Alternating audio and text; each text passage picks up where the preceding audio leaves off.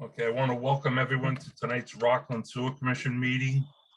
This meeting is open meeting is being broadcast live on www.youtube.com and be recorded by WRPS Rockland for replay later. I will take a motion to open the meeting. Make the motion. I'll take a second. Second. Okay, Mr. DeRoss, how do you vote? Yes? Yes. Yes. Ms. Valley? Yes. And Mr. Hession's a yes, the meeting is open. First item is approving the minutes from previous meetings. Robin?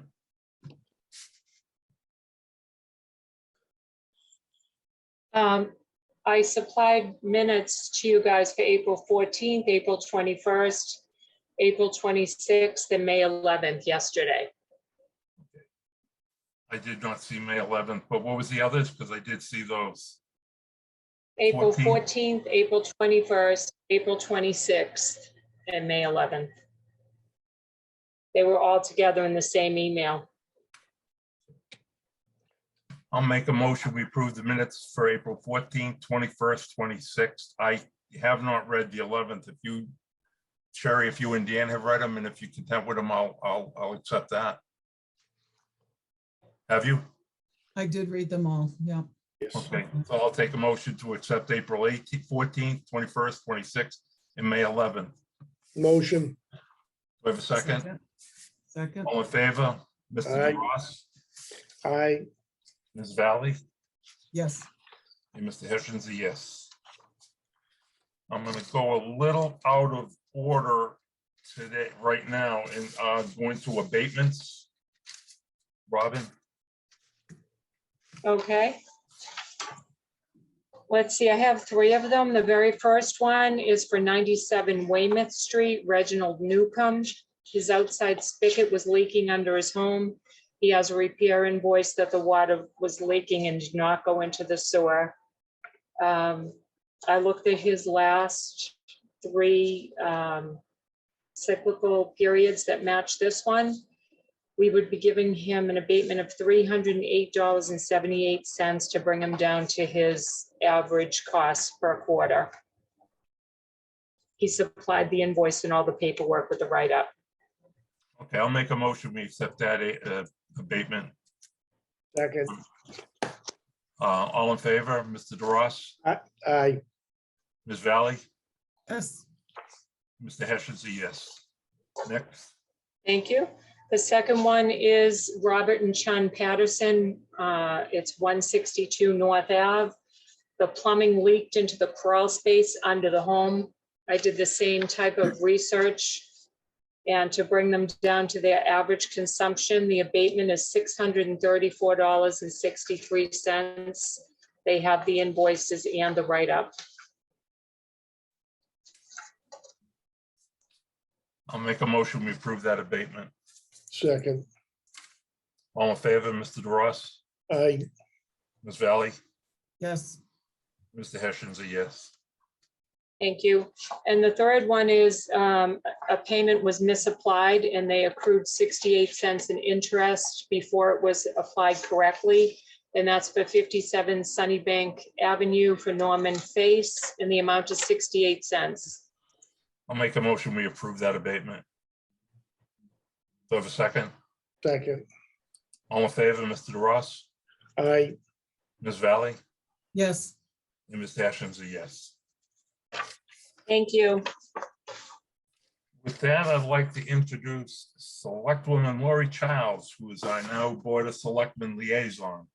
Lori, the floor is yours. Hi, well, thanks for having me. And I really look forward to addressing our sewer issues cooperatively and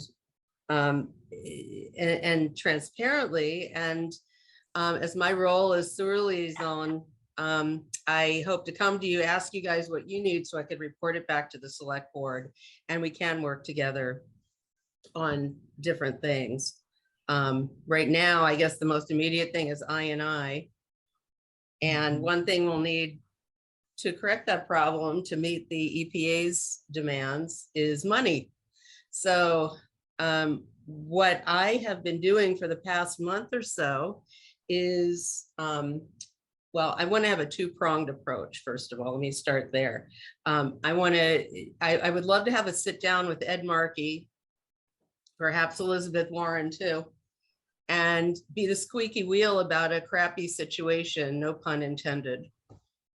Being the squeaky wheel is how you can find out first what funds are available, what funds might come up in the future to help us from the feds. I also plan on approaching private industry. I've started making a list. I want to make a list of about 400 or 500 different people to approach in companies like big pharma, big, all the big oil, all that make all these egregious profits, and see if they want a tax write-off by throwing some money our way. I'm anxious to hear the results of the Wright Pierce study to find out exactly what we do need and exactly how much money we do need. I've heard figures thrown around like $50 million for a new plant. It might be the same amount to replace all the pipes. That's like $100 million ask. And I've spoken to others that say it's not going to be nearly that much. So, but right now I'm getting my ducks in a row, and I've written a letter to Mr. Markey's assistant, Jim Cantwell. I have not yet sent it. I've been getting the advice of people like Mr. Hessian, Doug Lapp, Jen Constable, Michael Laughlin, Dave Taylor on what to include. Initially I was going to tell them, Rockland is the big town, a little town with a big heart, right? And the residents of Rockland have really been screwed over the years. We had a sewer superintendent who embezzled nearly $500,000. That was a huge hit. We've had the sex scandal. We've had, all of these things, really filtered money out of Rockland, and we really need it back to fix our sewer. And my main goal is to have residents not have to pay so much in taxes. I got my tax bill and I was just couldn't breathe this time. So one way to do that is to bring a healthy business community to Rockland, so the tax rate is split and residents' rates can go down. So that's my ultimate goal. So I would love to get grants. I would love to get donations. So that would alleviate the tax burden on residents. I haven't finished writing the letter, but I have gone over the positive things that we have done so far to fix the sewer, and to increase I&I and the monies we've gotten and such. And Chuck, you had the idea of coming in with figures, and I have, and I think that's really a great thing, very positive. And once I get our board to approve the letter, once it's done, I want to bring it to you guys to look over to see if you have any suggestions on how we can make it better. And then I want to go through Senator Keenan and DeCoste and get them on board, and then have the sit down with Senator Markey to try to get. And that's my plan. I'm a little confused. I thought you were writing this letter as a resident. To the residents? No, I thought you were writing it as a resident. As a resident. Yeah, I mean, I thought about it, and it probably would have more punch if it came on town letterhead, but I want everybody to agree on what it will include. So, and I talked to Jen and Doug, and they feel that it would have, more punch if it came from the board. I mean, as a resident, I've written to Markey several times over the years and haven't heard anything back, like ever.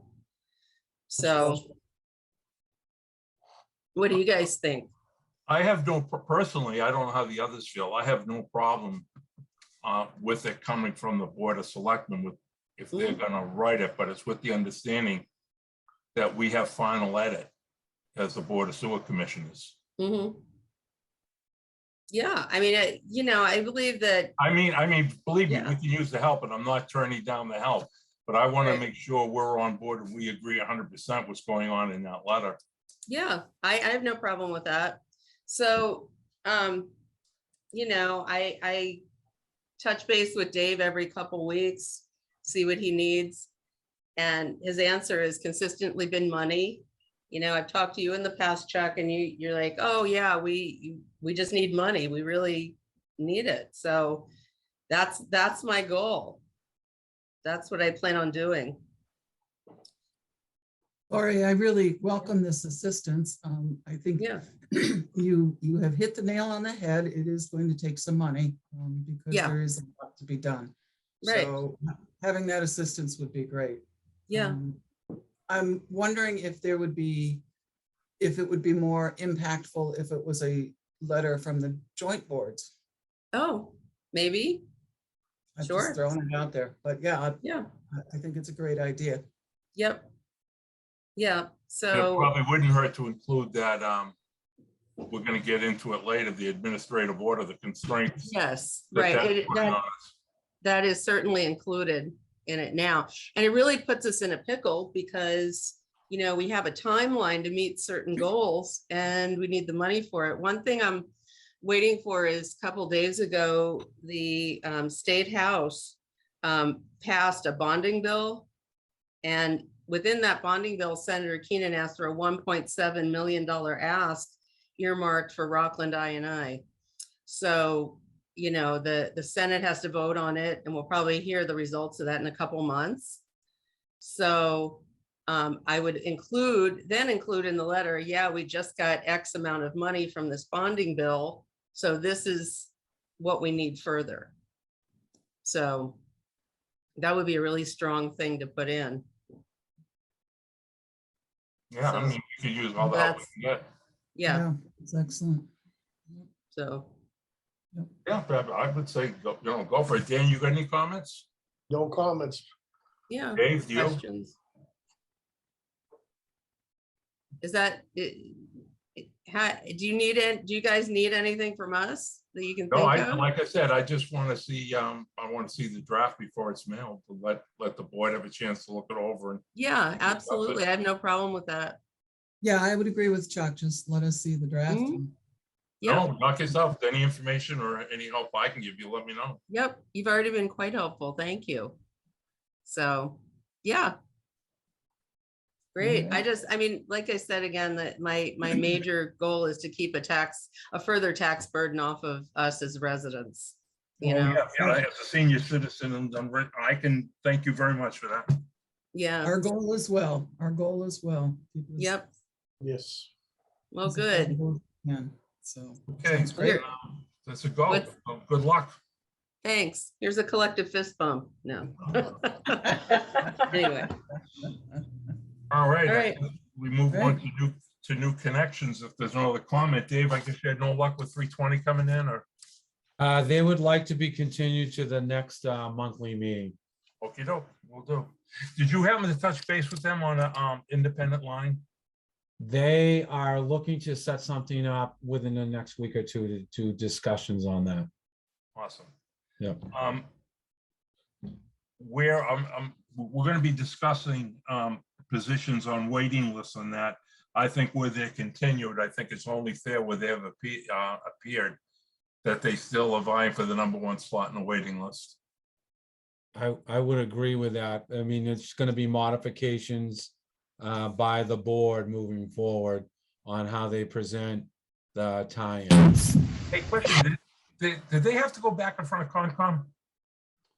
I haven't heard anything on that about them going back to Concom. But I thought somebody up at Harmon asked them to ask Concom about something. That was probably just my mistake. yeah, Okay, let's move on to old business that everyone's been waiting for.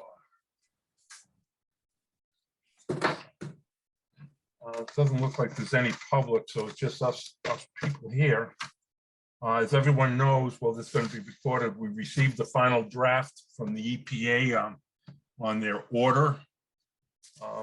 having dealt with them in the past, I think they went easy on us. And by that, I don't mean we got off easy, but they could have been a lot firmer. And they've demonstrated that they're in the business to help communities like Rockland, not to fine them. I had asked Robin to post the order up on the board with the key list of violations that they sent that they've been looking at over the years.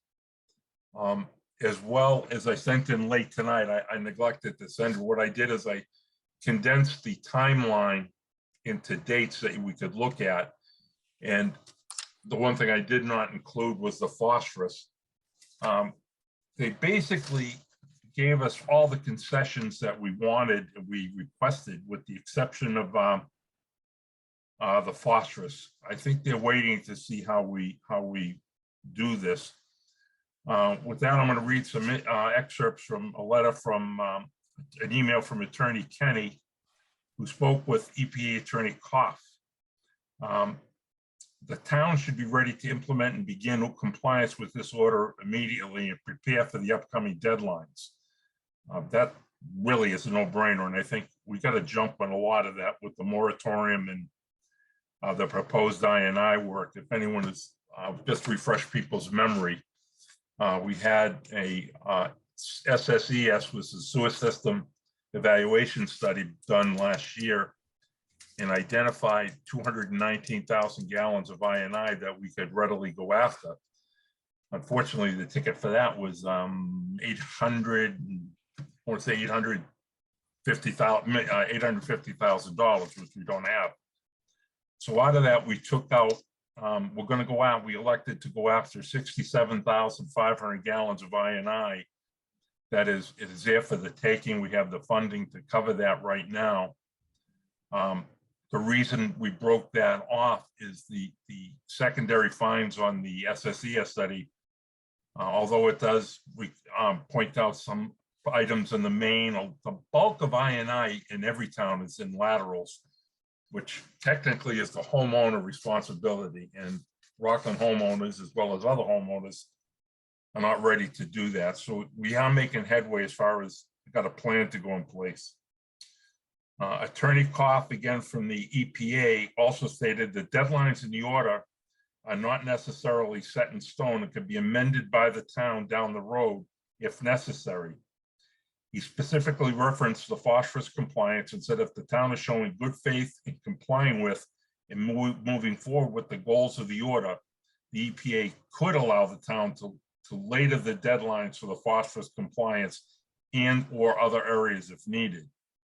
I had asked to backlog the phosphorus requirements to the end of our last 3 years of our permit, because the second year of that is going to, in my opinion, and I think Rick would agree and Dave would agree, is going to require Rockland to include a tertiary system for phosphorus treatment, which if we have to do that, is going to mean equipment and probably a separate housing, and a low guess would be about $500,000. And he also added, this is from Mr. Kenny, that it's important to continue doing what we're doing, informing and keeping the EPA in the loop of any business issues, roadblocks we encounter as we move forward with the order.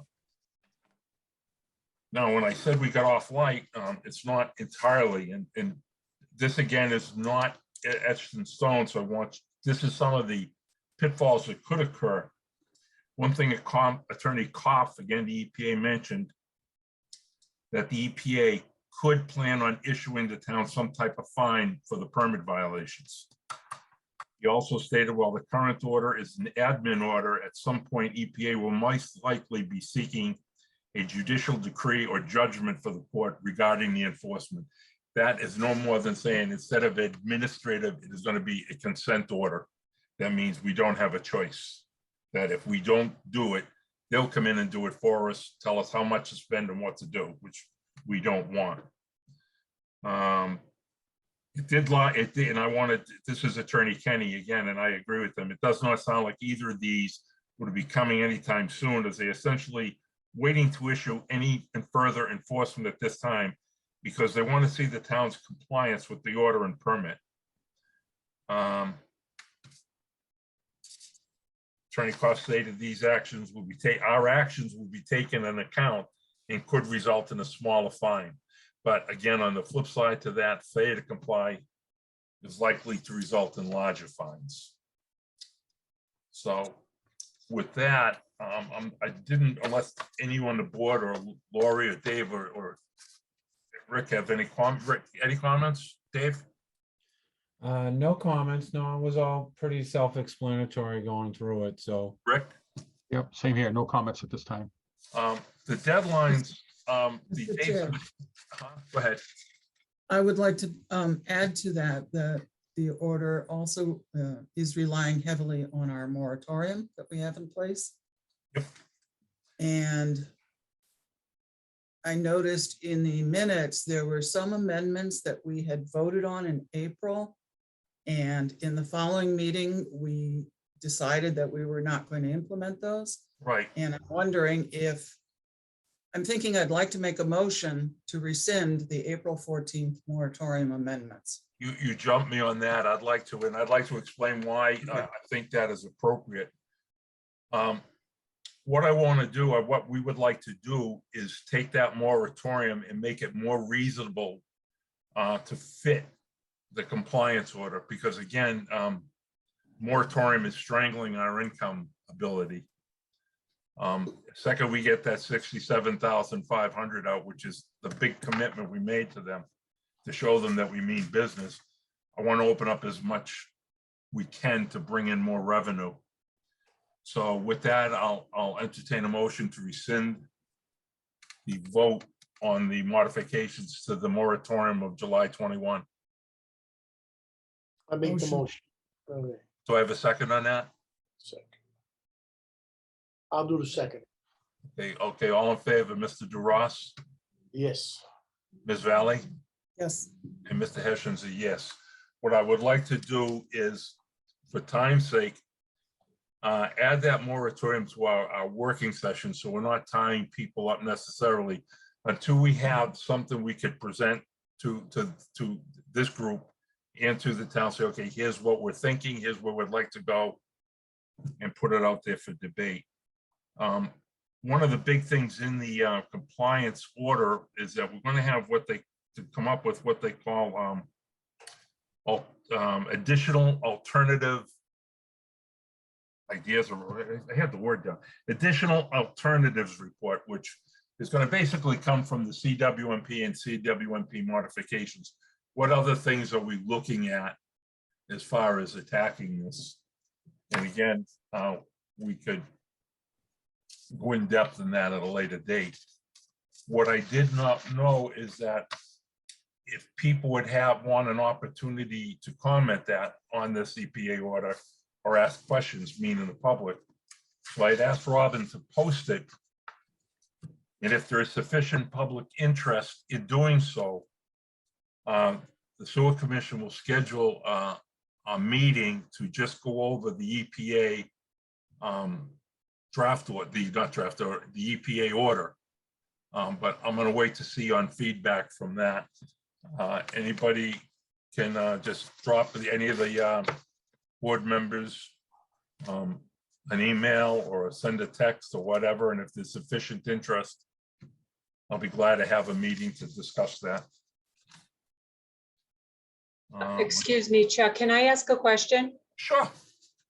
So the motion to rescind that was done in April, there were 3 sets of minutes. Does anyone know exactly what group of minutes that was in? April 21st, April 26th? April 14th. Thank you very much. April 14th.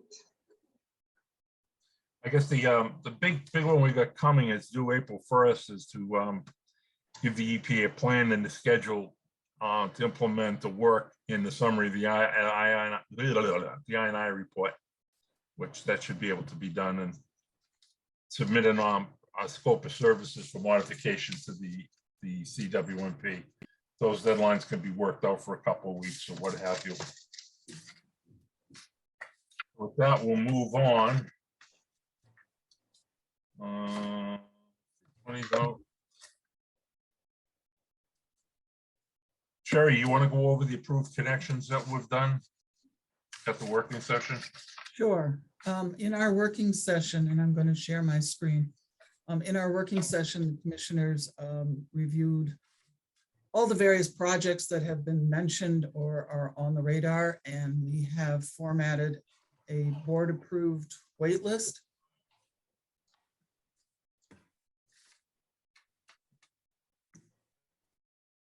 Are you able to see that? Not yet. Yep. Okay. This is formatted so that it will meet some of the EPA requests in that order. And we took the projects and we determined some categories. The board approved wait list, those are projects that we have approved by the board, but their connection is subject to the moratorium terms. So even though they're approved, they may not connect. And at the moment, we have nothing on the list. Pending board review. These are projects which have applied to one or more boards, but have not been formally approved by the sewer department. Originally, we had said presented, but 320 is presented, but still has not been formally approved. So I modified the language a little bit there. But as you can see, they are still first in the list. We know Holy Family, the schoolhouse apartments and Shingle Mill are still talking to other boards in town. So that's why they're on this list. One question I have is Shingle Mill. Shingle Mill is still fighting Yes, they are. at Zone A. And it's not just a Rockland requirement. If they don't get a release from that Zone A, they cannot have sewer. And that's the state and federal regulations. So I don't know if you want to leave them on there, that's fine with me, but. I thought we would leave them there just because they do conform to that category. They are dealing with other boards. Okay, We have not approved them. okay. Board approved pending the fee payment. These are projects or developments that have been approved by the board. They are not subject to the moratorium because they were approved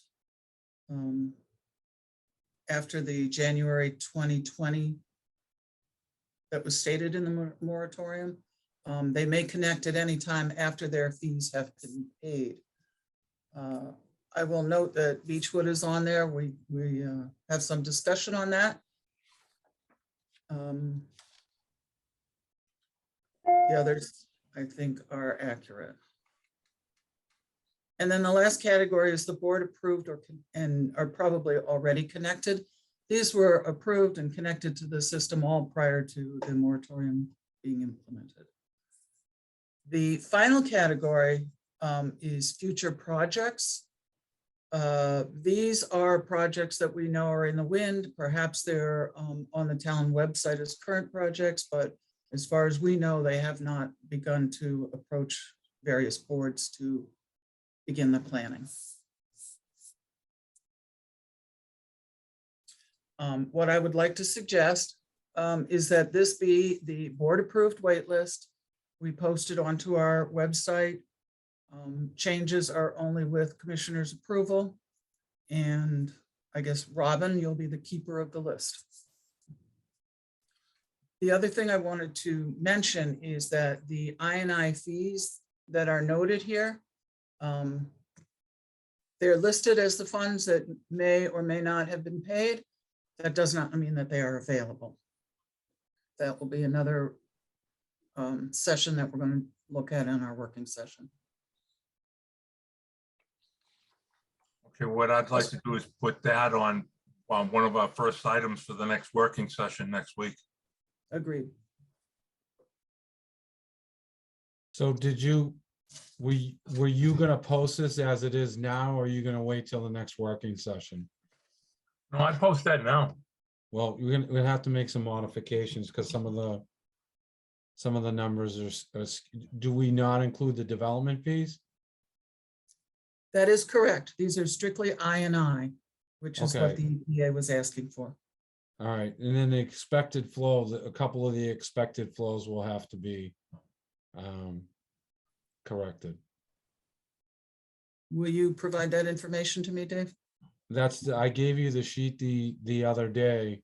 So the Dyer Street, the sheet that I gave you, that's not what I had down. I'm just looking at that, but I think you might wanna, The sheet that, the most recent sheet I have doesn't have the flows on it.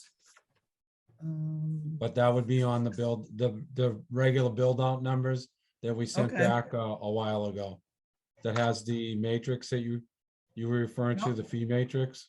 Yes, Yeah, because that's based on bedrooms times $110 Yep. a gallon. I can certainly double check that based Yeah, on that. so I'm not There- just a suggestion, I would just say I mean, I could go through this and then forward that, so you guys have it for your next working session. You should have the build out numbers that I think we forwarded everything over to all the boards. That has all the fee matrix on it and also the gallons per day. Projected gallons per day at 11:1 and projecting gallons a day at a 15:1 I&I ratio, so. This I&I ratio is based on the 11:1. Right, but keep in mind that doesn't cover our cost on Understood. 11:1. I will say, I don't believe I have a completed fee matrix for 320 Concord or Primrose School. Right, which you guys would have to, when they come in, you would, as a board, you'd have to vote on. Right, well, Primrose we voted on, so if you could forward that, that would be helpful. Right, Do you want to post the fees on those that haven't been approved yet, since the fees don't get approved until they come in front of the board? that's correct. Right. I wouldn't post the fees. Keep in mind, I know we talked about the I&I, but the fees wouldn't be voted on until it came to the board. So, I mean, just as a predecessor, I would, because what now is what covers us on I&I fees per gallon on what we're requesting could change in 6 months with the cost of materials and labor right now. So you may have to review that as we go along, because you don't want to pass those. You want to make sure the developer's covering the front side engineering and the backside engineering, as well as the I&I remediation. That's been the problem in the past. We haven't had enough of that, and that's not what we've been accomplishing. So. So But the in- suggestion I'm hearing is, if you can see the squares that are highlighted, just to remove that information. What about Yeah, the I would, because flow what about Yeah. the flow information? I'll have to look at what I have, but I'm just, the only one that popped out I'm- at me right away was the Dyer Street, because I know the flows there was under 5,000. I mean, it was like 4,700 or something. Mhm, So. mhm. I just Okay. remember doing the fee schedule. All right, yep. And So I if you will, want, yeah, no, the I&I on your Primrose is correct, so. So Great. what I would say you do is just have Robin post the names of the people right now, of the applicants. That one, yeah, that would make sense. And we just, so everyone knows where they stand. Yeah. Because you have your list of how you want to present it. And I think Sherry, we went over the other day on so Beechwood and 365. As far as I think Chuck made a reference a few meetings back that he was going to have Bob Galvin send a letter to them in regards, because there's nothing in progress there. Well, the So- reason I slowed up on that, Dave, is I saw that they were going back to Concom. That's 365. Yeah, so I Yeah. figured I'd give them a little more room to see where they go with that. Right. They- So Beechwood, I mean, I reached out to the homeowners association a while back, and they have nothing in the works right now on that. Are so I we think sure this- that Beechwood got approved? Because I remember them coming in and they were fighting with the previous developer trying to take ownership of that project. I don't think they actually got approval from the sewer commission. It was just them keeping us abreast of what was going on to come in front of us for future approval. Is that correct, Chuck? No, that's what I'm not sure. I gotta go back on my minutes. I think, and I'm not contradicting you, but I think we approved them because they were approved originally, I think, in 2010. For so many units, yes. And I Right. know, okay, they were saying, Oh, put in for X amount of units, but they never put all those units in. That's right. correct. that's right. Yeah, so I think, I think they should be moved down to the future projects for that reason, that it's been so long. I will also point out the moratorium said that only projects that were approved from January of 2020 onward were valid, so that would be. again, what we're getting into is a legal tussle here because, can we do, we're gonna have to talk to Galvin on that because I'm worried, does that leave us open to litigation? Because the moratorium wasn't in effect then. They were granted, say, and again, for X amount of units. Can I ask a question? I think all the stubs were already in for each of those buildings. Is that correct? I don't know. David, do you remember? For Beechwood, Yeah, I mean, we did in my past lifetime, we did the site work up there, but we only did phase one. So in phase one, everything was installed. So that would be probably the last phase before it went bankrupt. So I couldn't say for, a definite answer that the stubs were in there. And again, we've got to be careful because that order pertains to flow, not stubs. Correct. I think I'm gonna talk to Galvin on that, because if we have to leave it open, we leave it open. I mean, they could probably go on forever, and I don't. How many units are they probably talking, Dave? 5, 6? No. I believe there's 15 units that Really? were not done. Yeah. Yeah. Let me It was- talk to Galvin on. It was over 10. Okay, let me see if Galvin can send some lights on it. Leave them on for now till I talk to them, please, Sherry. Yep. So what we're suggesting is we're going to post this without The fees, the fees. the list, so people know where they are and what's up in front of us. Did you want to keep the flow and the I ratio? Not till we get it all ironed out. So right now, that's Alright. not important, as long as they know who's approved, who's not, and who's pending. Until we have accurate numbers. Because by posting that online too, Chuck, your suggestion of just doing the addresses and the developments may help you, because you may have people just to come in, to, go against what we have up there. So you'd only be dealing with that one issue right now. Okay, You know what I mean? yep, As opposed to dealing with somebody might contradict a flow amount or an I amount. I agree completely, yeah, he's Okay. right, All right. So as it is amended, yep. acceptable? Great. Sherry, you got any more for the website, or that's it? That's it for this. Okay.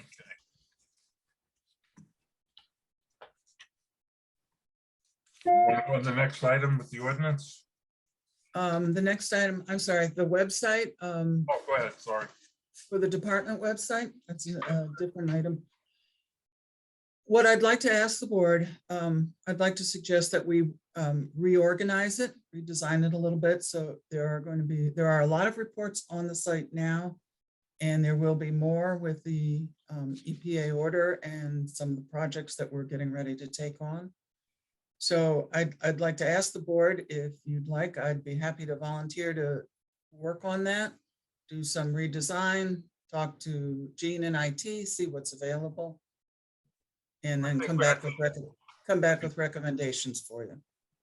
I would say that would be Robin's call, how she wants to. Robin, do you have any problems with that, or? 'Cause No, you were I mean- handling it. Well, I think you'd end up going through Gino on that. Gino did our MS4 and our stormwater, and so I would probably work directly with Gino on it, Jerry. Because he helped with the design on the stormwater MS4 permit. He posted everything. So what So- Gino does is redesign the pages the way you want to see them, and then in the future, we upload the documents in the new design. So he does all the background work. Links, he can set up links that Yes. you know, if you wanted to, you know, see current sewer projects going on or where, you know, where you're working, you can Yes. post all that. I Right, checked I'm with like- Gene to see if it was something that could be amended, and he said yes, and I said Yeah. I would take it back to the board and see what you all want to do. Okay, I'll make a motion that we charge Sherry to work with Gino to update the website.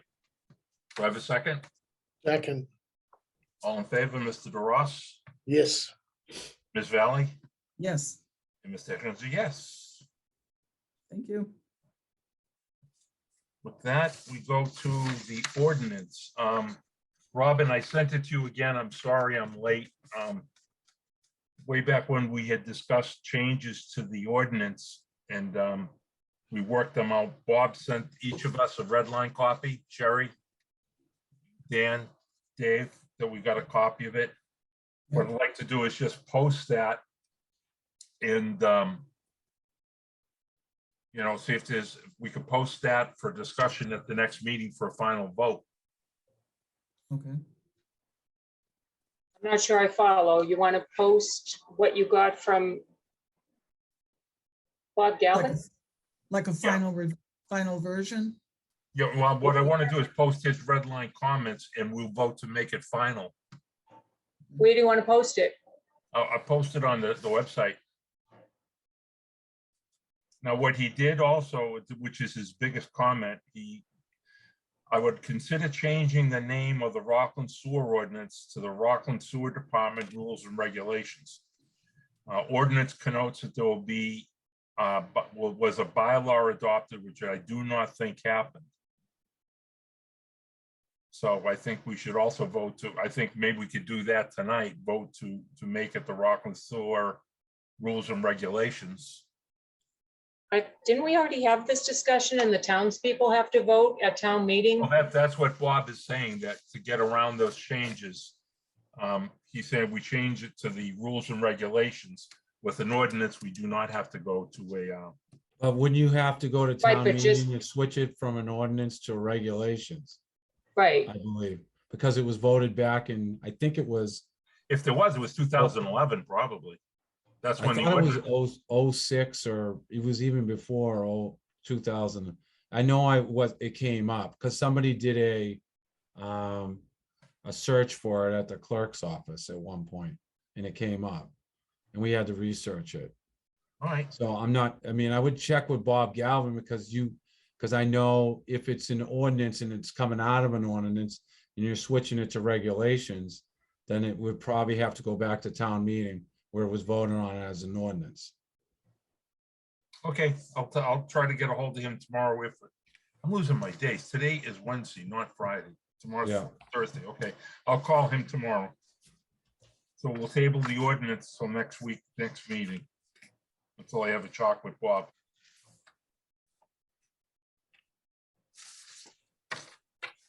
Next item, superintendent positions update. What we talked about was looking at the job description, which we agreed on. I'm gonna tell Stacy to run the ad again in the same positions Monday. One thing the board's got to consider, if we go to a recruiter usually charges 10% of the yearly salary if that candidate gets a job. So we'd have to vote on that before we send it to a recruiter. So I want you to hold off and think about that to the next working session. And we talk about that, because again, that would be 10%. If it's either the yearly salary or the whole package, 10% of the package, I think it is, that we'd have to pay them. The other thing we discussed is looking into whether we just want a project manager in the short term or what have you. But again, that is to manage over the EP and the other items that are pending. But we can discuss that later. But that's where that stands. But I'm going to have her start running the ads next week, wherever she ran them. Do you guys agree with that? Where they were previously, yeah. So to take a vote, do I have a motion to run the ads for superintendent again? Yes. Okay, there's a motion. Do I have a second? Second, All in favor, Mr. DeRoss, Yes. Ms. Valley, yes. Mr. Hession's a yes. With that, Dave, it's your show. All right, well, I haven't done one in a while, so sorry, this is gonna be a little of a long one here. And I'll just go over what you had listed on it. So the status of the I&I report, we received that via FedEx today from AECom on the scope of work and how they should put it out for a bid document.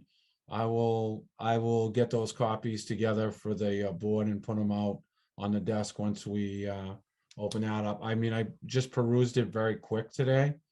I thought the amount was fairly high. I'm looking for the board maybe to, give me permission to put that out also to another vendor. I think we might have an option of getting a. Is that a cheaper- scope of work, do you think we could write ourselves from the No. SSCS document? I don't believe so, because we would be looking at, certain areas would need to be pipeline, certain areas full Yep, refurbishment. no, you're right, you're right. Yeah, partial refurbishment, and I think us, spending the money on that, it's gonna be proactive with the, with the EPA order. For laughs and giggles, could you send me a copy of what they've sent out? Who's that, SES? Yeah, Yeah. I'll get those documents, because it came in a hard copy. All right, can we add one more time? Give me your opinion on this. We have two projects that were built on high water tables, being Primrose and the school. Now, you said you found 2 extra manholes at the elementary school. Yeah, I'll Do you go, think I we can should go, scope them while we're there? we already did that. I'll touch base on that, because we did, unless you want me to. Well, let me get off of this here Okay. first, and I can talk about this. Let's go back to that. Yeah, Because like you were at that meeting, one of the big things the EPA wants is they want qualifying amounts. They want to know. right. And that's what we've got to give them. We can't say, oh, I took out 20 gallons here and No. five. So you can go on as you want, Dave. All right, so the status of the I&I removal, so we did receive the quote for AECom. They've done all the past SSES studies from 06 up to present. They just did the study. We just paid, $300,000 for, did 90% of the town. I would like to get another price on that. I could probably get that together within a week. So I did reach out to Weston and Sampson on that. I just think for, the town's sake, I would get a second opinion on that before we bid that document out. I would like to, And- honestly, I'd like to see if we can get 3 or 4. Yeah, the thing is, AECom's done it before, so we gave them a little bit of a preference on it. Yeah. I mean, the top engineering company in Massachusetts is I&I is Weston and Sampson. So I immediately reached out to them. All They're right, one of the top in the United States for that, so. you want to just send out some more for comparisons just to see? Yeah, I mean, I can reach out to environmental partners. They do the MS4. I think Wright Pierce has enough on their plate Yeah, with the I agree with that. with the CWMP, and they're also doing the NIPD's permit outline for us as well. Well, So, if you can get out some more. Okay, how do you want to handle it with the EP? Want me to write a letter, quick email to Dave Turin?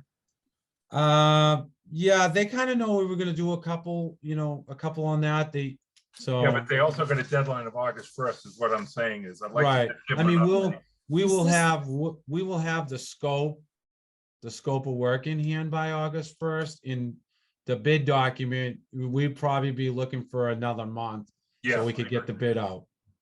Right, I'll Before just that, drop them an email saying we're in process with that. yeah, Okay, I'll do that tomorrow yeah, morning. you could say we are in receivership of the first bid document to put that proposed work out. Will do. But we're looking for more, and they'll understand. Every engineering company is very busy right now, Yep. so. You know, I'll tell you the one thing that's gonna scare me on this is the COVID markups. Yeah. I mean, everything's exorbitant right now, but I think, I've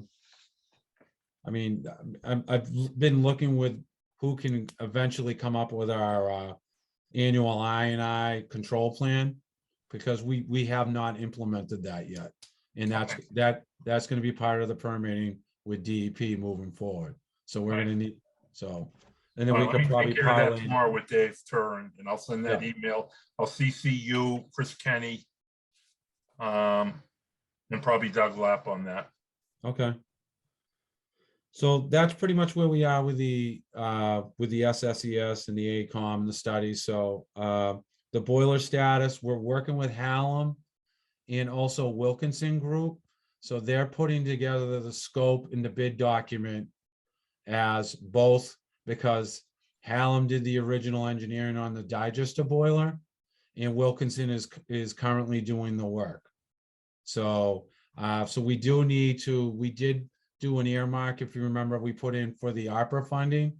So we do have the funds secured for the boiler room right now with Wilkinson, but we did know that eventually we're gonna have to look at the gas piping.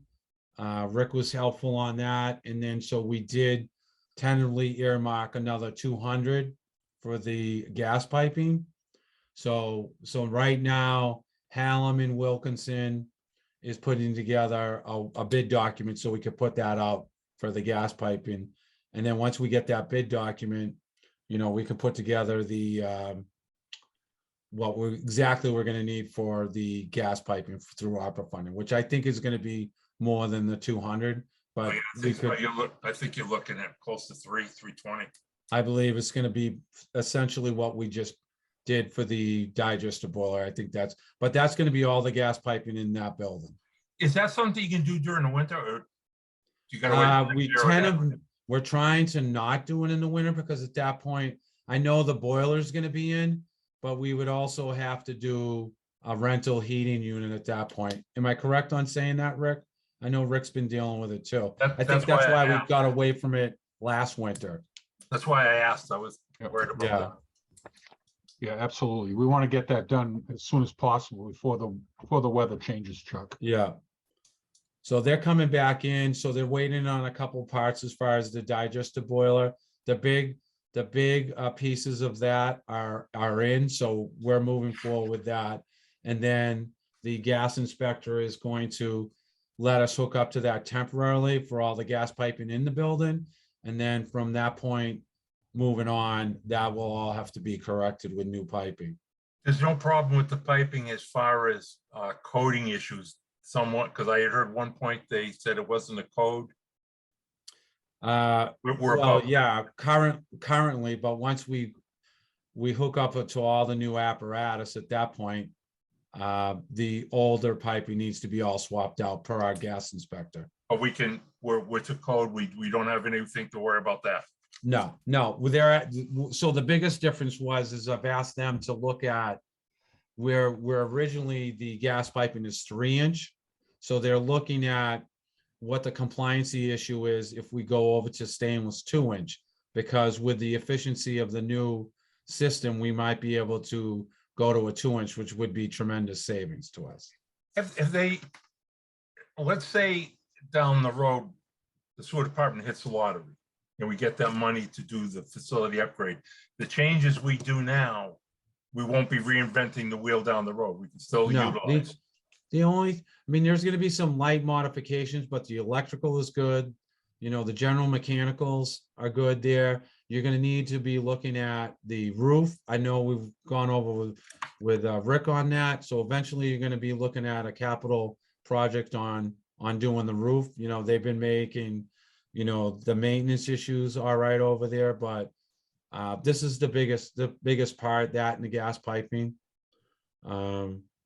And then, like I said, Hallam, once they're done, Hallam will look at the whole digester, you know, building in itself and tell us where we need to go at that point after the gas piping. And like I said, not to be redundant, but the one real heartache I had with that Weston Patrick report was with those digesters, abandoning them. I just think there's too much potential down the road with those. No. And then I think everybody's in agreement here. We don't want to lose that digester boiler, especially with the cost of sludge going through the roof right now. So I was gonna get to that for Rick later Yeah. on. But I'm sorry, Dave, Right. keep going. So Dave, Yep. just to be clear, the repairs for the digester and the expected repairs for piping are going to exceed what we have earmarked for ARPA. No, but we've only tentatively earmarked, we've already got the 315 for the digester boiler itself. But we tentatively earmarked 200, which we can go and get the rest of the amount of monies for that.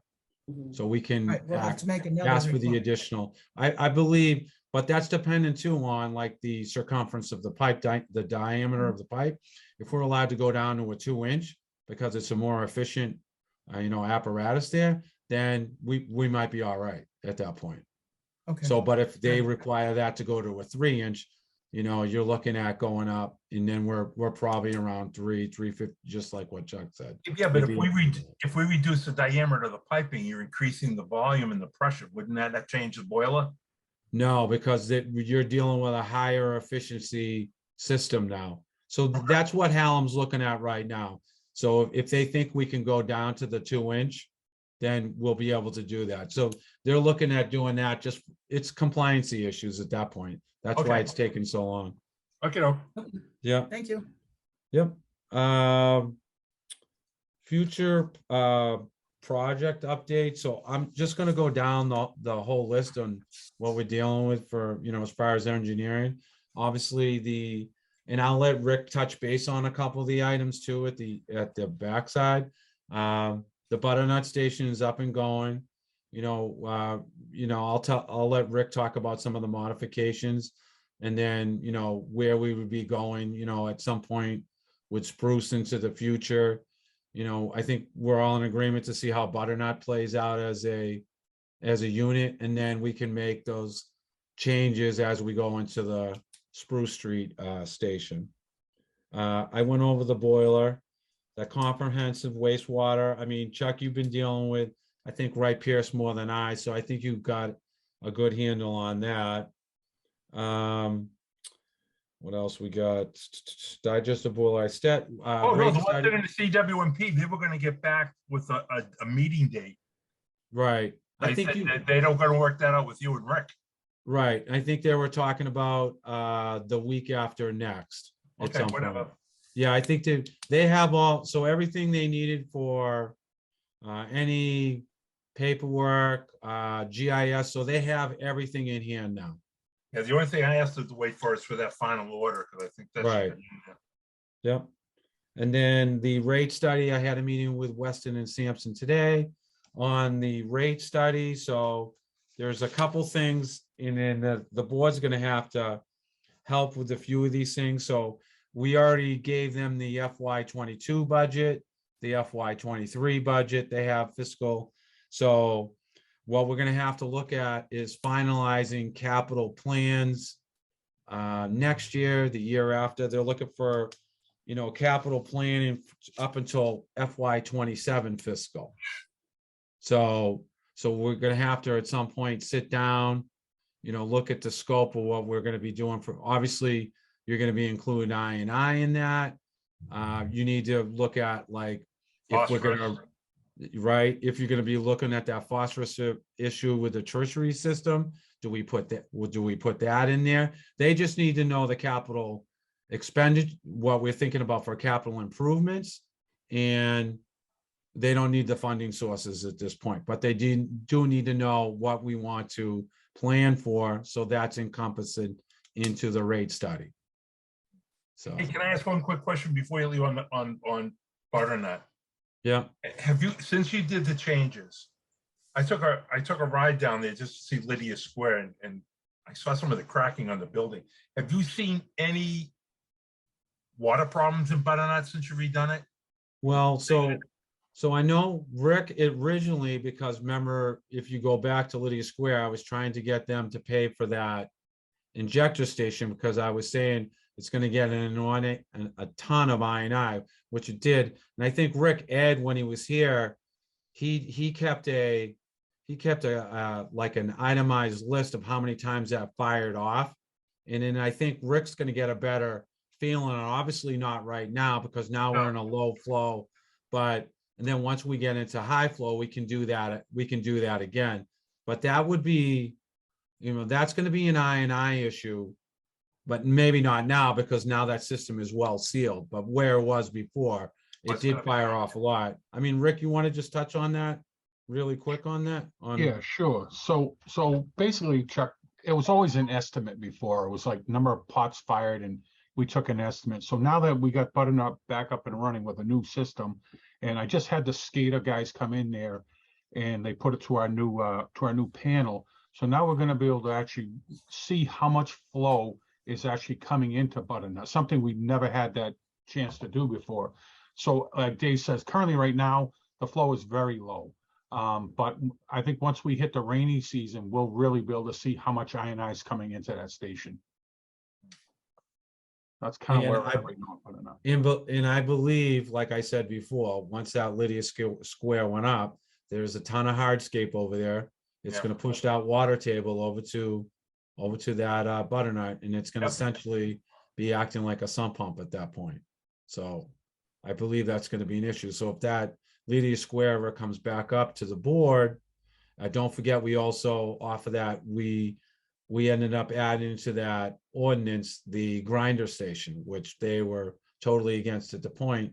If they do add another building, you can have them install the grinder system at that point, and then we could have them go after some of the I&I removal due to the Butternut.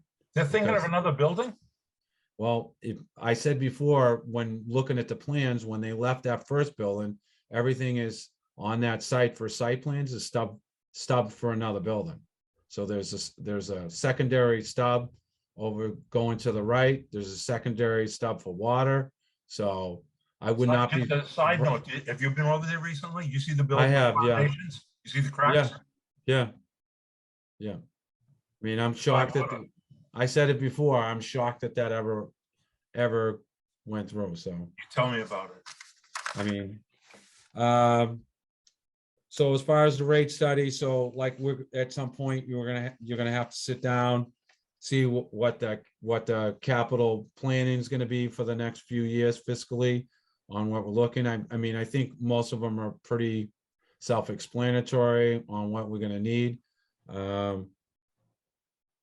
And then, we're gonna have to get that over to them.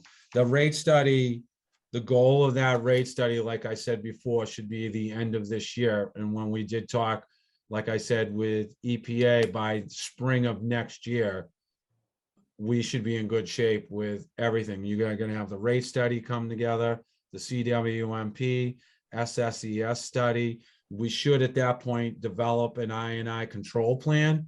I mean, like I said, I'm working with Weston and Sampson right now. It's short money. That gets us in the right step of moving with the I&I going into the future. That would also, the second step with that, Chuck, is I know you wanted flow monitoring. So that would be the second step of that after the control plan would be flow monitoring. You'd have a company come in, set up 15 flow monitors. They split the town up into different quadrants, like 15 quadrants, and you can flow monitor those quadrants and figure out where you're getting most of your I&I. And then at that point, you would go back to probably CCTV work and do all the piping, which is going to be, that is part of the DEP requirements moving forward. You're going to have to get all your pipe surveyed, your sewer manhole surveyed, everything's that's all going to have to be on GIS. I mean, the only good thing is we're already proactive with the GIS. We started that in 2020, so we're in a good shape. We're at 75% of the completion of the GIS. So moving forward, all that can go onto that GIS system. That has to be done within like a 5-year scope. So, but we're in good shape as far as that. To parlay on the GIS thing, so I've also started a grant. It is a management assessment grant, and that covers the GIS system. So we're putting in for $130,000 for that. So that will cover us on any additional layers that we need to put onto the GIS system, and that will be covered. So we had to do it with at least two systems that are incorporated in town. So I did it with sewer and drainage because the two kind of go with each other. So it would be split right down the middle for that. So it's a good grant. We have environmental partners working with us on this grant right now for the I have a submission. question on grants. How Yeah. much time are you spending on the grants? Because, and I don't mean this disrespectful, I know people Yeah. are gonna say I mean it, but I'm being mean, I'm not. But I thought grants, and I'm not taking away from, not shooting you at all, Dave, so don't Yeah. think it this way. I thought that's what Jennifer's job was. I thought that was the assistant town administrators Well, of the grants. so You I supplying the technical. I supply, so Jen and I work together on like the mass infrastructure grants and some of the other grants, and we work off to it, because what it is I deal with so many engineering companies, whether it's at sewer or at highway or at the MS4. So they send over, look at, we think we got this, and then we try to see where we can use these grants, like where we've got the Guardian grant that Rick's been helping on through Guardian, and that's an energy efficiency grant, and that is the heat units on top of the roof. So they just came back. So that's another thing we'll have to vote on, whether you want to do that. I'll leave that in your packets for this week. So it's all the rooftop heat units.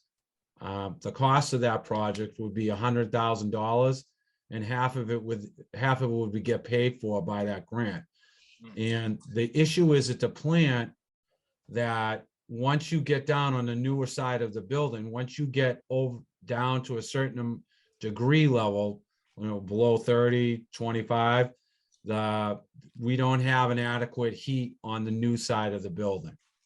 So, I mean, I think the requirement was, the upgrade would be 100,000, and half of it would be paid for by the grant. So the board at some point would have to vote on that. And I'll leave that paperwork on the conference table as well. All right, what I was leading to was, how much time are you spending on grants? A Hours, week? hours. Yeah. I usually allot myself between 2 and 5 hours a week. I mean, there's not a lot of grants going on right now. The only additional thing I'm looking at is SRA funding, but we also, I need to hear back from DEP as far as where that is an administrative order and not a consent order. If we fall under a 0% interest rate for SRA funding, because you could put the tertiary system under that, as well as some other upgrades at the plant. Well, the big thing I'm worried about is the fine. If you get fined, Yeah, I think it's just fined for, help me out, Rick, what's the word I'm looking for? If you get fined for, right. But that's why we would want to act on that. organic so the or next- something. Yeah. If we So get the hit- next Go ahead. next round of SRA funding is due August 12th. So at one point you would have to, I mean, if there's some items like the tertiary system, and then maybe some more improvements to the digester room. And then maybe you could vote on that at some point to maybe even at one of the working groups or something. All right. The Dave, other, question. Dave, yeah. quick question on the SSES, no, excuse me, on the rate study and looking for the capital projects. Are they Right. looking for planned timelines or just a bucket well, list? yeah, because we're in the 2023, so you need to come up, what do we think we're gonna have for capital projects 2024? I mean, I know Chuck made Okay, reference 'cause to you the said tertiary, you said 2027, so I didn't up know. to I gotta 2027. go out to Oh. that. Right, So, so you'd okay. have to do 2024, what we think. So you would want to have a timeline at that point. Okay, And some of that's Thank going to be you. based off the CWMP on, what we're thinking about for capital expenditures. Like, what do we think? Because you're going to want to incorporate that into the rate study, but also that's going to be incorporated on what we're charging developers. Like, are we charging developers an adequate amount for I&I? Or do we need to put in, as part of the capital planning, more I&I? Right now, we've we have a budget line item of 200,000 with I&I. Do we increase that? So, or do we put that as a capital expenditure on I&I? So, again, that I&I is really going to start with that control plan. So, and then at that point, you'd have to vote on like the flow monitoring. That would be the next thing. So we do have the money. I mean, I know you looked into, we have development fees and I&I fees in the fund left over from when we took the money from Monahan Rink. We have $200,000 for I&I presently in our account. And then that doesn't include what we're going to be getting from Primrose. So the only developments we have in the works right now is Primrose, Dyer Street, and money collected from Monahan Rink. So, and again, you want to be proactive on the I&I on how we're controlling it. I think the flow monitoring, I know Chuck's made mention to it a few times. So if the thing is with the flow monitoring, you're looking at between $100,000 and $130,000 for a company to do it. But if you're buying the flow monitors, they're between $10,000 and $15,000. So if you buy 10 flow monitors, you know what I mean? You already have a company doing all that. And I think it gets us into the right, it's being proactive with the EPA and the DEP at that point, which is going to be mandated anyways, because we're going to need the flow monitoring in order to see where we need to do the camera work. Hey, speaking of flow monitoring, how'd you make out with the effluent flow monitor? Yeah, that's the next thing. So we've been working with Rick on that. So we've signed the order on that. Rick, do you know the timeline on that? Sure. So I sent out the purchase order and they're saying 6 to 8 weeks. So that should probably put us right in the beginning of September. Yeah. We could start this project. So when we do the summary report with the EPA, we can say it's already been done. I mean, it's set up with a company that Rick and I had a meeting on that with the company, and they were a little lower than the other companies. But the big thing was, if we were looking to do something like this, is permanent for a lot of sewer stations, but I perceive something like with an enclosed tank enclosure, to keep it out of the weather, that eventually would have to be designed. But it also gives us capability if you want to work on that back station for like a diversion unit, where you can divert the flow. So, and then the capabilities of that for the mechanicals of that can get transferred right into that tank. So we'd have all the, all the main parts of that already in place, and it can get transferred over to that station. So it wouldn't be a lot of additional cost at that point, but it would be something permanent, which I've seen in other states. It's just it's not as prevalent in Massachusetts right now. So I'm trying to think what else. So we talked about the hybrid heat pump replacement grant, management assessment grant is referred to the GIS. I'll let Rick talk about where he is with the phosphorus, and I think that's it. Does anybody have any questions on I got to talk about I know we talked about, the school project. So the school project, we went a little proactive because we had some money left over from the AECOM SES study. So what we did is we had some flow monitoring done, some weir work, some assessments done on those. Do you remember the segments I talked about originally leaving the back of the school that's going to be replaced when I made mention of it the last meeting as well? So they came out and they did the work. I'll leave that in your packet, but there were a couple pipe segments there and manholes that come from the school that go over into our main line over there. So that's an 18-inch pipe T connection. So part of the order of conditions with the new school is, as opposed to just doing a cap there, we said they would have to do a doghouse unit and make sure it is a non-permeable for any I&I coming into the future use onto that 18-inch line. But by that line has a lot of infiltration. So that line came out with 14,400 gallons a day. on that front side, and then the other line was 8,000, a little over 8,000 gallons a day. But I will leave that in your packet for this week so you can see that. And then obviously to quantify that will be when they tear the school down. Obviously, this is a significant hit on I&I. Keep in mind, those are clay pipe segments in like 2 or 3 foot. So everything has a seam in it, and there's a ton of root infiltration there. I mean, if it was something that wasn't getting torn down, this would be done immediately because it's a big hit. But where it's going to be torn down in January of next year, it doesn't seem like we would want to do a $30,000 job where it's going to be, and then we'll get to get it to quantify after the building's taken down. I agree. So at that point, we also had them do the Jefferson School. So there's some numbers with that. Lower than that, it was a little under 2,000 gallons per day with infiltration.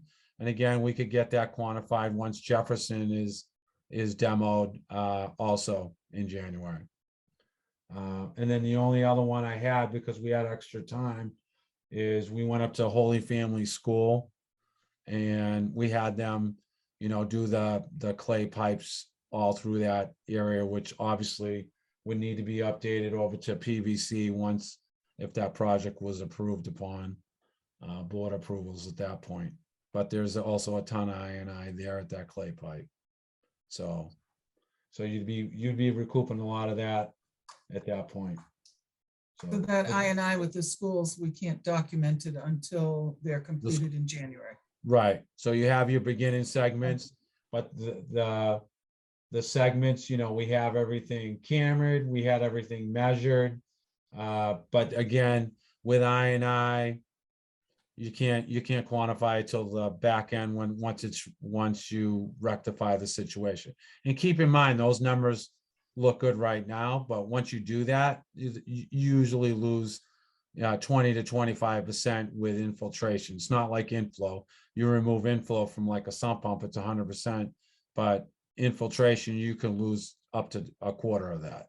So it's still a significant fine. So, and then we could quantify that in, you would probably wait till the flows are about the same and get that back in February or March of next year. So, but I think that's pretty much all I have. So right now, unless anybody has any questions. Thanks, Dave. Yeah. Rick? Okay, well, adding to Dave's, the garden energy project there, the heat replacement pumps, just want to let the board know that the current 3 rooftops, they're AC heating units, they're over 21 years old. And I was informed today by the maintenance foreman and by my assistant that the main unit went out today, and it's pretty warm in the building where Robin is. And the earliest they can get to the facility is next week. So I apologize to them that it's not working. So jumping into my agenda for this evening, MOR June monthly operating report. Obviously, we all know with the rain, flows are down. For June, the flow was 2.0. However, the current rolling average was 2.952. So that kind of rounds up to basically 3 MGD. Good thing with no rain. Currently for July, we're at 1.8 million gallons per day. Next item, the NIPD's phosphorus update regarding the optimization study that Veolia is doing for the town. I sent Dave something earlier this evening, actually early this afternoon. And it's kind of like a running total. I can give it to, Dave has it, he can give it to the board. It's kind of like a running total of monies that we spent since this started back in April. Currently right now, it's a lot to do with chemicals mostly. One of them was equipment. We're right now about $20,651 into this study. So we're at 3 months down. We got basically, we have July, August, September, October. So we still got 4 more months to go on the total project. The good news is the total phosphorus study results for April, it was 0.12, for May 0.13, for June 0.08. So we are trending in the right direction. As far as the net DMR, because Rockland uses a scientific rounding, which is allowed in our permit. When I enter all these numbers for April, May, and June, we are meeting the 0.1. The downside is, yes, we are using more chemicals. Yes, we are generating more sludge. But you know, in the short run, yeah, we could. I honestly think we could do it. But again, we have to feel out the next 7 months or the next 4 months, get through the report, and let's see how we get through September, October, and see what our numbers are when Veolia presents the board and eventually to EPA and DP a full report. Okay, I got two questions. Certainly. One, what do you see for this humid weather doing to the chemical use for the phosphorus? And two, Yeah, I mean, what's the status with Synagro? They gonna have a shutdown? yeah, so I mean, I can talk about the sludge. I was going to talk about that a little bit later, but you know, as far as the ferric, I mean, you know, obviously the chemical prices, they are what they are, but you know, we've gotten compensated on them, and we will in the future. As far as the weather, not really. I don't. The humidity is not really any factor on the phosphorus. You know, I'm very surprised we're this low with what we're doing there at the facility. Extremely. I didn't think we could actually do it when this project started. You know, I think, like I said, that's the good news. But at the same point, and Chuck, you've discussed it, and I still think even if we do meet it, we still have to look at a tertiary system, because we don't want to keep throwing all these chemicals out there, generating all this sludge. And there are plenty of systems out there. Matter of fact, Veolia has a successful system. It's called ActiFlow. I know I think it's Leominster using it, has it right now. I believe there's one in Connecticut that has it. And I'm sure at some point they'd be more than, not me, they'd be more than happy to come in, meet with the board and discuss this tertiary system. The good part about it is it fits in a small footprint, and that's really what we need in Rockland. Yep. It just, you know, I honestly think this system would definitely work. What the cost is, I know Dave said earlier, 500 grand. I have no idea. But like I said, I think once the study's done, then we can bring them in, you know, the people that, you know, like I said, the Veolia, and then they can discuss this system that, you know, that we could put in, and what the capital cost is. So that way you guys can, you know, figure out your budget, you know, going into the, you know, to the following years. But like I said, I'm very optimistic that this study is working with chemicals. But again, I don't think it's the long-term answer. I think you're right, Chuck. We have to put a tertiary system back there.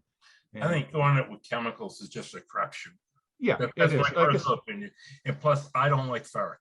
yeah, and like I said, the biggest thing was as part of the order, well, not even the order, as part of the permit, it said that we would try this for the first 7 months, and we're doing exactly as the NIPD's permit states.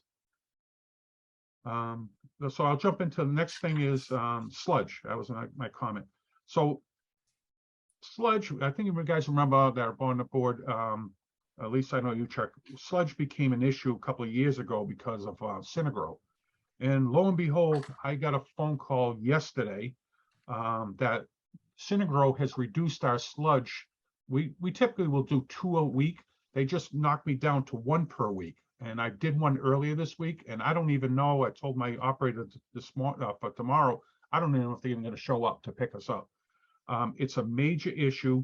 Veolia is currently looking for other options, but sludge is, as far as I'm concerned, sludge is a Mass DEP issue due to the lack of facilities in Massachusetts. I was looking up, 60% of Massachusetts sludge goes to other states. I mean, our Synagro is located in Woonsocket, Rhode Island. I know a lot of other Veolia facilities go to Connecticut, you know, so, and they're just drying up. They don't want the sludge anymore. Yeah, but the other flip side to that is, if you look, a lot of these other states are saying, we don't want it now. Correct. So it's you know, my only thing is, you know, letting the board know that, you know, if we have to start trucking this to Connecticut and put on rail cars to wherever it may go, you know, obviously it's gonna drive the cost of sludge extremely high. Do you have a backup plan for Synagro, just in case they just call you up and say, guess what? No. I have a subcontractor, and I hate to say this, but no, I really don't. Think we should get one? he's working on it. That's why I've already notified Veolia, and I think we could probably use one of their facilities in Naugatuck, Connecticut. But again, they're gonna only allow me to do it, as a emergency. That's the only way they're gonna. So that's what I've done so what I basically started doing this week was I slowed down my production, my sludge. The downside of that is with this phosphorus, I'm creating more sludge because I'm using more ferric, more lime. And so now what's going to happen is I'm going to have more sludge sitting in the facility, just waiting to basically be processed, but unfortunately no place to go. So it's a major issue. I had a meeting, it was a state meeting. I think Dave, you may have been on it, and they talked about sludge and about putting up a regional facility in Massachusetts, but the gentleman speaking from Mass DEP even said that, even when you're talking right now, the earliest, once you get to regulations, construction, you're probably looking 5 to 7 years before that's even built. And then, of course, the biggest thing is the minute they mention an incineration facility in any town or city, the first thing is not in my backyard. So it's a problem. It's definitely a big problem. Can I ask a stupid question? Absolutely. I'm sure you're on it, but we're not, when you say you're storing more sludge or holding more back, we're not violating hazmat storage or anything like that. No. So what we're doing is we're keeping more in our tank. So typical, let's say, for example, a typical tank will have 2 to 3 feet, while I'm running 5 to 6 feet because I have no place to process it. So it's becoming a major issue. Like I said, Veolia knows about it. I've already sent out emails this week, and that's kind of where we're at. The last item, let's see, repair and maintenance. There's nothing really major going on other than the final effluent meter. And like I said, I'm hopeful in 6 to 8 weeks we'll have that at the facility. We'll dig the trench. They're going to actually, the company that we hired is going to install it. All we have to do is dig the trench and provide the electrical conduit. And we've got that already wrapped up. The last thing I want to speak to, and like what we've been told, actually staffing, I'll talk, but priorities. I know again, we're talking, and again, I think I've hit on this before. I think our biggest priority at the facility is definitely going to be the total phosphorus tertiary system. I would say that is number one. And I know, Laurie, you talked about $50 million earlier. And I think we can do this in bits and pieces. And like I said, the tertiary system, we've been in my professional opinion, that would be number one. Number two would be replacing all 8 aerator mixes that are over 38 years old. I mean, they run 24/7. They don't take any vacations, and those got me nervous. I've got one backup. I've got basically 2 backups. One for the larger 30 horse, and then I have one backup for a 25 horse.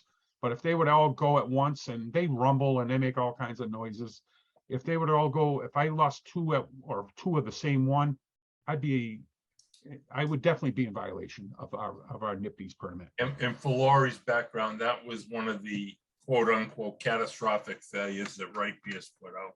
Correct. But like I said, those are my 2 main things that I think that everyone should be aware of. That, like I said, you never know. You could walk in one day and boom, and it's awful quiet back there, and would not be good. Like I said, we could get a couple of them up, but I couldn't get all 8 running. And then I would run into problems. The last item I was going to talk about is staffing. As we all know, staffing has been a major issue, no matter if you're a wastewater, water, or you own a little store. It's just been so difficult. Good news is, right now, as part of our O&M contract, I'm supposed to have 8 full-time employees. Currently, I have a staff of 6 full-timers. I have 1 part-timer with a grade 5 who's working 20 hours a week, and I have 1 part-timer with a grade 7 who's working 24 hours per week. I just sent out an offer letter that was accepted by a local resident that lives up on Beach Hill, and his potential start date is August 1st. So that's going to help us out with the staffing. My guys are getting tired. They're getting tired of working overtime. I don't blame them, but they know I'm doing the best I can. And then once we get that position filled, I've still got 1 more to fill. So I'm working at it. I just want to let the board know I'm not goofing off on this. I'm doing the best I can. You know, I don't even think of that. Yes. And like I said, but otherwise, the plant is running very well, no issues. Like I said, obviously phosphorus, ammonia numbers, everything's coming in very good at this time. And that's all I have. Any questions? Not for me. Yeah, I do. Certainly. Do you have a guesstimate about how much an area mixer will be to replace? I'm not really sure. That would be, you know, I mean, I don't want to say because it's, you know, we looked into it a long time ago, and you're looking at not only the unit itself, you're Mhm. talking all the electrical, actually taking the tank down, probably resurfacing each tank because Foundation work. yeah, structural 38 work. years, 38 years of just, I don't want to say neglect, but just of the tank itself deteriorating. I mean, I've got cement that's literally falling into the tank. And that was pointed out, Chuck, as you said before, on the ratepayers. Well, we And want what to, goes in there is some very corrosive chemicals. It most right. certainly is. Yeah. Well, we want to try to not make you nervous about anything at the plant. So, Yep, no, I appreciate But that. look at the big numbers, Laurie. yeah, well, I figure. All right. So, I'm not sure what ratepayers, if they ever came up with, did they ever give us a No, no, I didn't think so. okay. All right.